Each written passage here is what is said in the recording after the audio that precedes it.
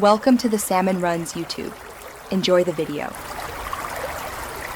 You start by opening the Uber Driver app and immediately choosing navigation settings. This gets Google Maps ready. Tap to select Google Maps as your preferred navigator and grant precise location and background access, because Uber needs continuous GPS to route efficiently.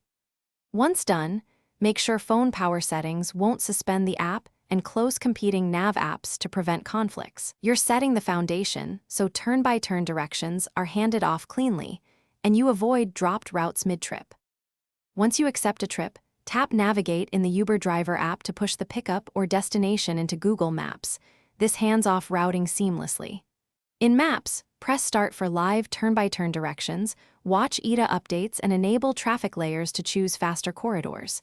If you need lane guidance or highway exits, Google Maps provides clearer prompts. Use them. Also, make sure to manage voice settings. Mute duplicate prompts from Uber so you only hear one set of directions and avoid confusion while driving. You finish by switching back to the Uber Driver app and completing the trip. Confirm pickup and drop-off details so fares and earnings are accurate. If Google Maps stops receiving destinations, first toggle GPS and Bluetooth, then reopen Uber and reselect Google Maps. Temporary permissions or connections usually cause the problem. If issues persist, clear the app's cache or reinstall Uber and Maps so their handoff resets. That single troubleshooting step resolves most glitches and gets you back delivering reliably. Thanks for watching.